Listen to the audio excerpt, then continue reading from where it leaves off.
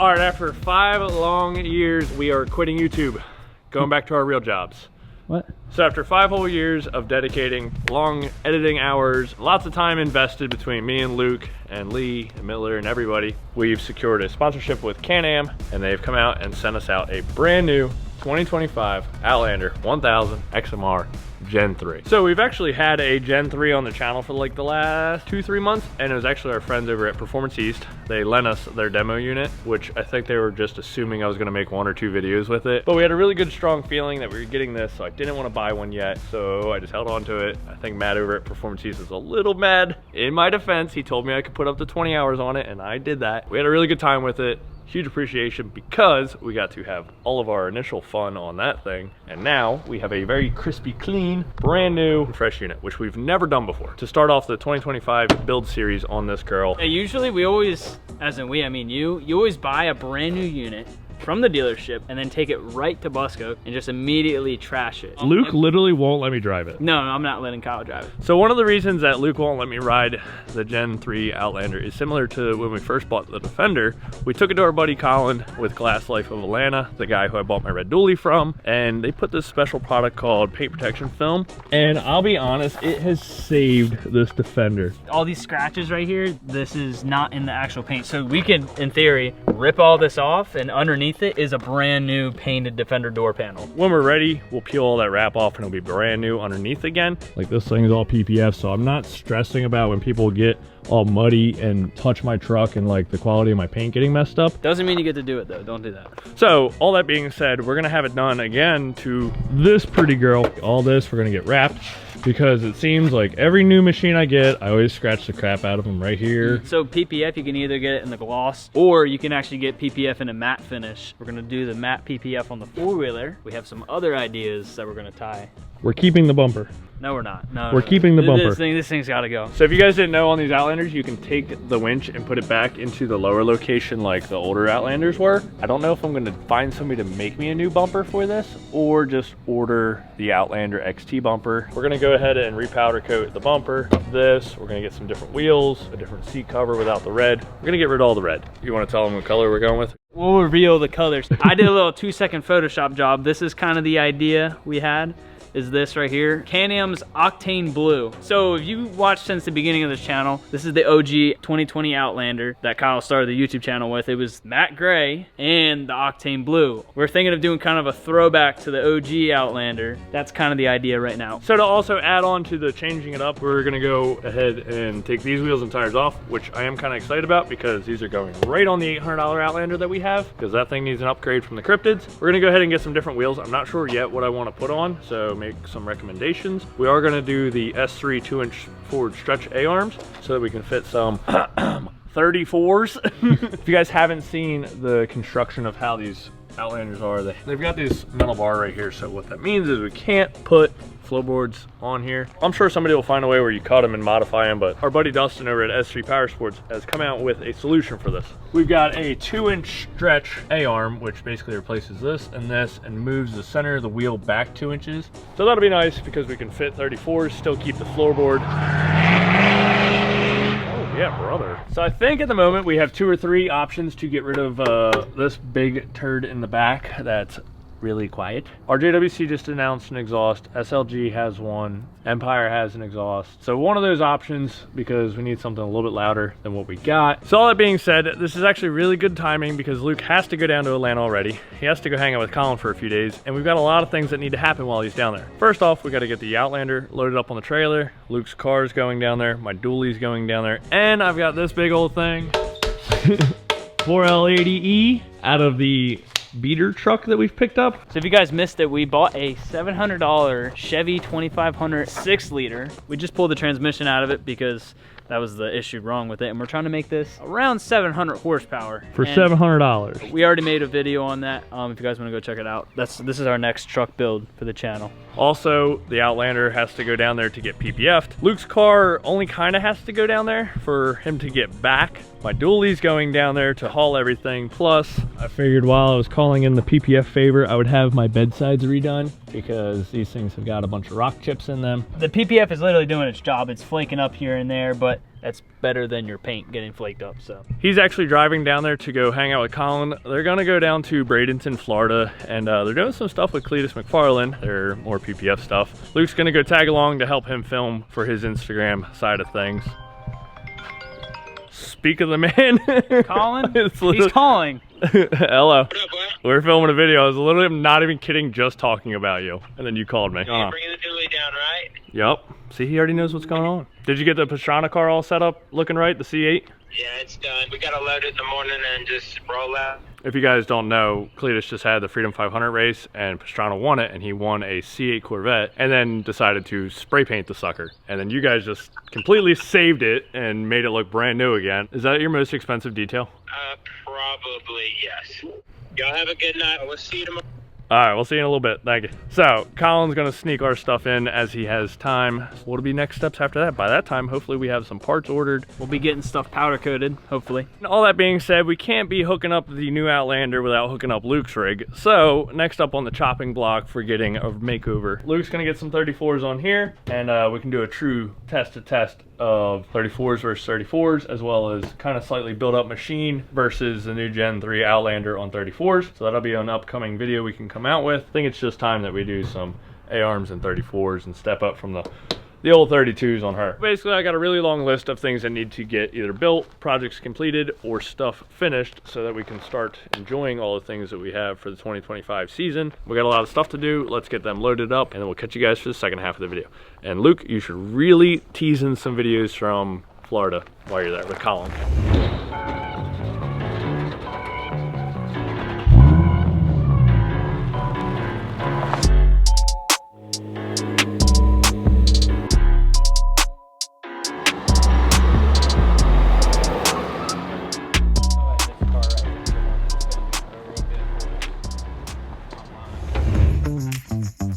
Luke just got done dropping the dually off at Cullen's. Miller? Hi. So we're at our buddy Ben's house, and he's a connoisseur of all things fabrications. Benjamin? What's up, buddies? Hey, how's it going? Left-handed shake.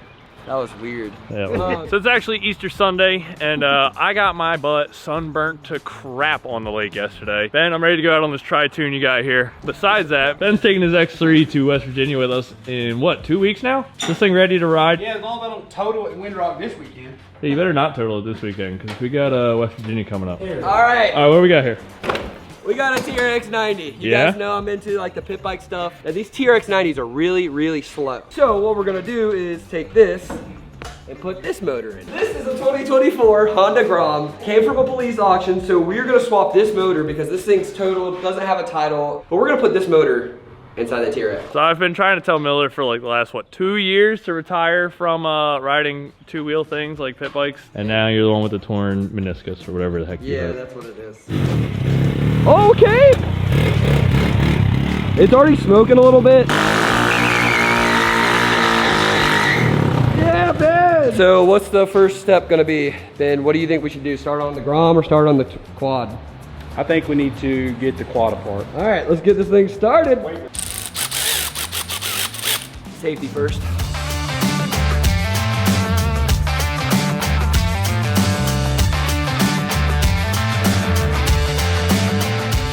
I truly think it's a good time to start another project because like we already have 4 or 5 projects going on right now. The beginning of this video is literally me and Luke talking about 5 different projects that I really needed to do.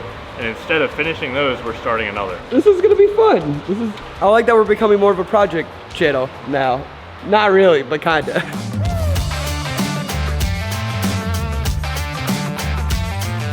Okay, that's out. All right. I say we just put pedals on it now. He's already got his motor ready. I was right behind you. I was trying. The side, I think if we cut these tabs off, it'll fit.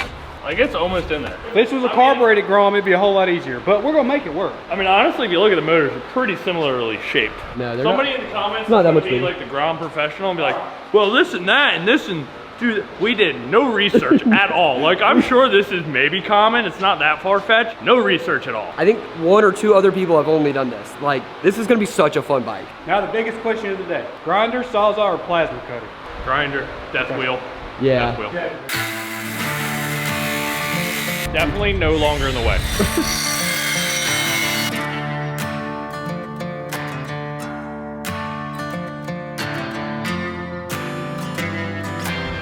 Oh my gosh, Kyle.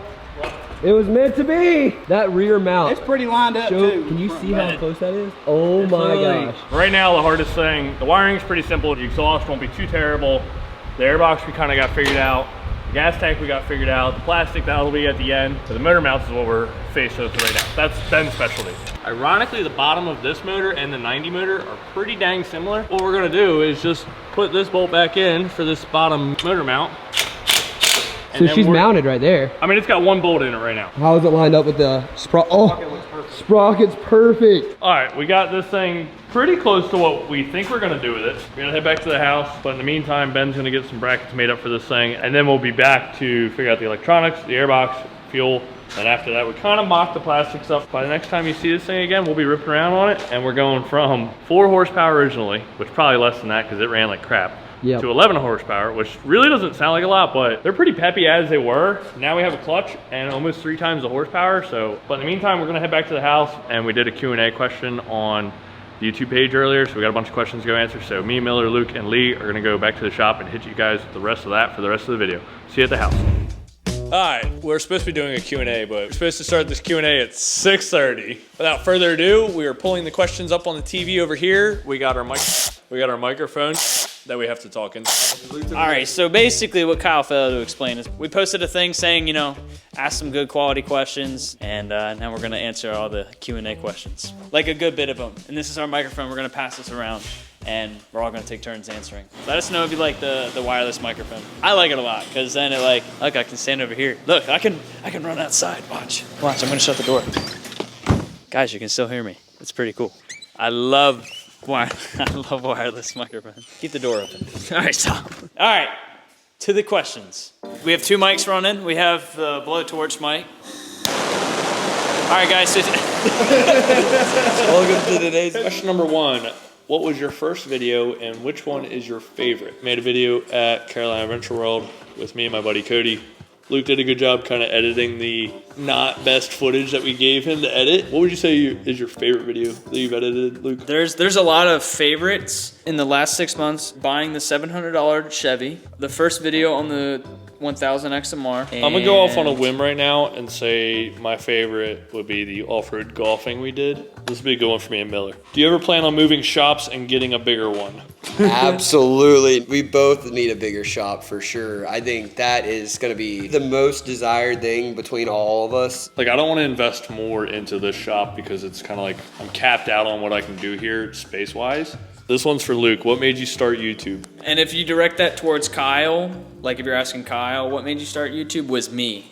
That was, yeah, that's why I said it's on Luke. It was 2020, and I was a junior in high school, and I wasn't really doing anything. And kind of growing up, I used to make YouTube videos. I mean, they weren't great, but I always wanted to do YouTube videos. I don't care if I was the face or just editing it. And then we had an opportunity to start a channel, and it actually goes somewhere. So then I was like, heck yeah, we're hopping right on that. And then, yeah, that's kind of what made us want to start. I would say taking his like for YouTube, because I never really cared for YouTube at the beginning, but I was already doing something cool. And then Luke being interested in the editing factor of it, I would say just ironically that collab of, because we didn't really hang out when we were younger. So YouTube really kind of made us start hitting it off and hanging out because he had the love for the YouTube and I was doing something cool that we could post on YouTube. Are you ever going to do a riding video with Braden? Maybe one day. I would say recently we just haven't because a lot of our content's kind of similar. On me and Luke's end, we just have no interest in having the same exact video that he's gonna post. It's not really beneficial to make the same video as the other person, where we're trying to do more collaborations with people that have nothing to do with what we're doing.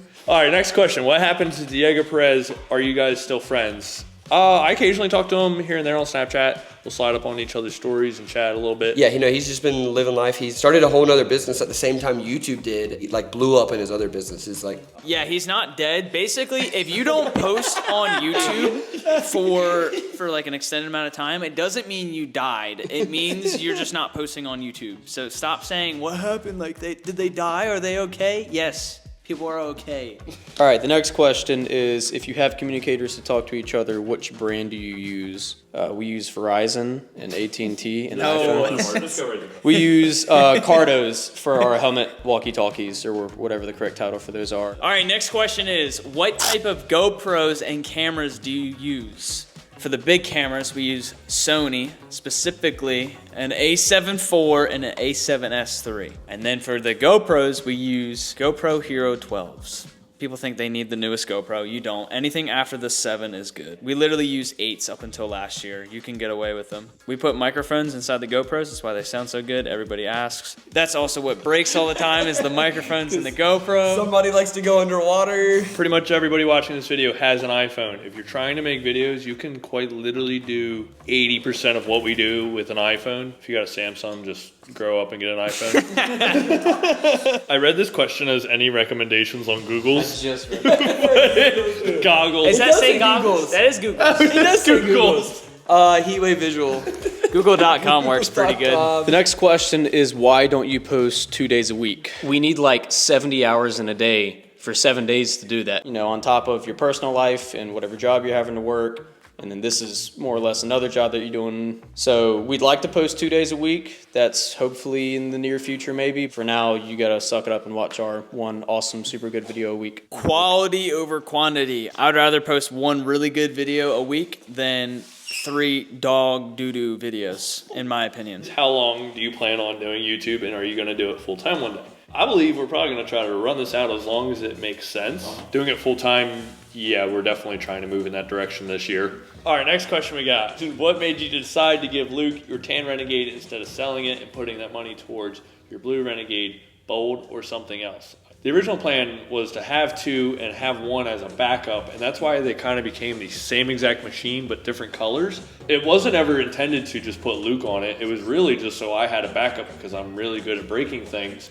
So when we go to these events and I'd break something in the first day, I would have a mirror image machine to just hop right on right after and keep doing what I wanted to do. And then as Luke got more involved with riding, it just kind of made more sense to give the machine up to him, to let him have something cool to ride. All right, next question. Will you come back to Hogwaller? We went there once. Probably not, because it was all right. It was just a water park. Like, there's a lot of water there. There's not a whole lot of mud. If we went there on a Honda, it'd probably be a lot of fun, but... All right, this is a good question for me. How did you get started with your construction/remodeling business, and do you always plan to work and do YouTube, or eventually take on YouTube as your main job? A lot of the people in the comment section that do know about my construction side of it follow me on Snapchat, because that's where I pretty much post all of that. But getting started in that, growing up, my dad did finished carpentry, trimming windows and doors and stuff like that, so I kind of grew up in that space. I used to get out of high school half a day early for my senior year, and from that I started working with like little handyman stuff and did a lot of work for realtors, and that kind of led me into doing a lot of like little odd jobs, and then from there I'd pick up bigger jobs, decks and porches and stuff. So I mean, that's how I got into it and just kind of expanded my knowledge. 7 years down the road, I don't advertise at all. I'm completely word of mouth, and I'm booked out 6 months with that. So that's really cool, and it's definitely kind of held us back from expanding our YouTube career because we're not as able to do as much because I'm not as available. It's kind of a blessing and a curse. It makes it a lot harder to do YouTube full time because I still have a job that brings good income, so it's like not as enticing to do social media because of that. But at the same time, it also keeps social media from just like feeling like a job. But I would say that in the next 6 to 8 months, I will kind of flip the script to where I'm doing more social media stuff and less work. Can we get more of you and Luke in vids? Here we are. We're right here. Will you ever do more water sports content during the summer, like on your boat, or get a bunch of Sea-Doo Sparks and rip them with a bunch of people like you do with the Can-Ams? That would be pretty fun. We get like 7 people in Sparks and just... Even just 4 of them. And then we turbo them, and then we got 4 turboed Sparks. All right, so Samson asked, will you guys do more drift car content? And absolutely yes. We have the 350Z, we have my Mustang, we have Lee's Corvette that I know he's dying to take to a track. Definitely be looking out for more drift car content. And please watch it, because you guys don't watch any of our car videos. So they're really good. Can you please watch them? I spend hours editing those videos. You guys are a bunch of jerks. Do you ever see yourself switching to another brand like Honda or Polaris or something else? No. We actually did just get a CanAm sponsorship, so definitely, absolutely not switching up, and we weren't planning on switching up to start with. So, all right, the next question is, what was your first four-wheeler? Mine was a Honda TRX 90, 2004. It was yellow. which we never. Mine was a Yamaha Bear Tracker 250. 1986. Yamaha Zinger 60 at 2.5 years old. Oh, that is still sitting in the We shop. still have it. We do still have it. It's sitting in the shop somewhere. My first four-wheeler was the Outlander 650 that you Really? guys have seen on the channel. First four-wheeler I've ever owned. All right, next question is, do you have any more ideas for the shop? Probably get a new shop. Here's a good one for all of us. Will you ever move out of North Carolina? No. Do you ever plan on doing any bounty hole build bikes? No, because I honestly just don't care to race the bounty hole series because it's basically sit around for 4 hours to do 2 passes, and I just have no interest in that, and to me it's not that interesting. This could be a huge answer. How much money have you invested into YouTube? A lot. Think of what everything costs. We've spent it. This is my favorite question. Do you still keep in contact with people you've met riding over the years? The answer to that is yes. We've met so many cool people just on the trails and like just when we filmed and honestly off camera. There's so many people I can think of. Dude, the freaking guy, Dante, that gave us the idea for this video. Shout out to Dante. The whole idea for this Q&A thing was from this guy, Dante, we met at Busco. But yeah, to answer that question, we do still keep in contact with a lot of the people that we've met over the years. Honestly, some of the coolest people and some of our closest friends are the people we've met riding in just places YouTube has taken us over the years. Why does a Can-Am only have one snorkel? Just go watch the video. When will you film another dirt bike video, and will you buy a newer dirt bike one day? This is actually a spoiler for the video. We started filming it in November. I just looked at the date. And I got the motor back finally. Yeah. This is what we're working on behind the scenes. So this is a motor out of a CR. We do have dirt bike stuff coming soon. Next question. Roughly how much money do you spend a month having all the units running and riding? I've spent at Performances on only parts and accessories. That's not, and I don't buy any accessories there. That's just parts. Yeah, it was like $46,000, and I get a discount. So that's over the last 5 years. Okay, so that's the last 5 years. Over $10,000 a year. Just let that soak in for a second. Why do you prefer Renegades more than Outlanders? Because they look cooler. That's literally it. They're the same exact motor, the exact frame. They're just different plastics. And any future builds on the old white Chevy or the old Honda y'all got for cheap? Yes, the transmission for the white truck just got sent off to get built. The Honda parts we're about to tear down tonight, actually. What's the most you broke in a day, cost-wise? I think it's Fall Bash. This past Fall Bash when the transmission ate all the sand out of the water. Oh, wait, I'm stupid. When you totaled the X3, duh. Yeah, I didn't say what I totaled. I like this one. What does it take to help Luke with the editing? It's called Get Miller. Yes, that's what. You get Miller to help you, and the videos will come out quicker. All right, next question is, and we'll hit this one quick. How old are you guys? I'm guessing mid to late 20s. I just turned 21 2 weeks ago.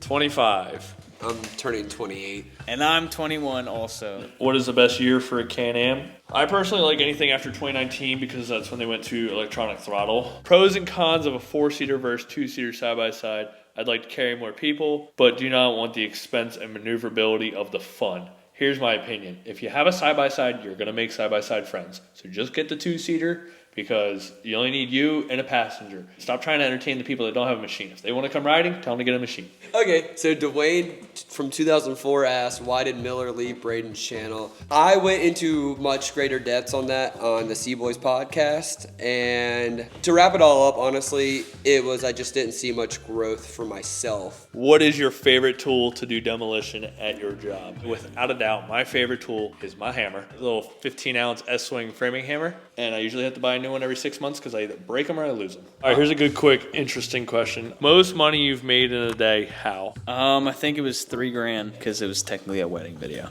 I think it was like $62.50 for a wedding video. Jeez, you were grinding, I dude. think the most I've made in a day was 12 grand doing storm work. Dang. When we had Hurricane Helene, when I was going around fixing docks. I think I did $3,500 in one day tinting windows. It was from like 8 a.m. to, I think we got to Waffle House at like 4:30 that night. This is a good question. What are your favorite videos to make enjoyment-wise? Definitely the oddball ones, like, bam, this one, drifting the at drift car Brad's. video. This was the most fun video we had filming, and it did terrible views-wise. Unplanned, unordinary videos, I would say, are our favorite to make because we're not doing the same thing that we kind of already like know how the video is going to go. It's just a surprise to us too. What editing app do you guys use and GoPro mics do y'all use? Editing app, Final Cut Pro, and then GoPro microphones, Purple Panda, lav mics. No gatekeeping here. Go buy the mics. Go buy Purple Panda mics if you want microphones for your GoPros. All right, this guy asked, are you gonna do any tours and will you visit Canada? Absolutely, we're gonna do a cross-country tour for sure and definitely stop up by Asta Cruiser into Canada. It's been on the list of places to go. We really got to dedicate just a full month to just do a big US loop. Here's a good one for me. Why don't you vlog your actual workday and build stuff with like a chest GoPro mount besides Snapchat videos? Just privacy of clients' houses. I'd have to then, like a lot of the people I work for don't know that I do YouTube. And it is ironically a very funny topic when they realize work already takes up so much time. So adding filming into that would just be so much more time on top of that. Doing stuff and filming gets pretty frustrating. Like, here's a good example. Go and try and change your oil in your truck and film it. Like film it good. Like make sure there's good lighting. Make sure the angles look good, and then edit it. So like it just adds so much more to it that you wouldn't have to do. all right, if you guys made it to this far into the video, we need some input. This question is, can you do a fan meetup if you go to West Virginia for riding? So I would like to do a fan meetup. Comment down below where we should do it. Should we do some sort of event where it's just come hang out? Should we do something that we can get everybody interactive? I don't know, probably have like a giant ride out at a park or something. All right, anyway, thank you for hanging out and chatting. This video probably turned into a rather long video, but a very good way to get more knowledgeable about us. We enjoyed making it. We enjoyed reading all the comments. And we do enjoy reading our comments. Anyway, see you guys next week. I'm gonna go edit this video now. We'll see you guys next Wednesday. Every Wednesday, we post every Wednesday. Right now, like I'm just going through it right now. Who my text is. I could be shooting a video right now, like I'm just going through it right now. Yeah, dude, it's all about on primes, man. It's all about getting some nice foreground on it, some nice move, yeah, dude.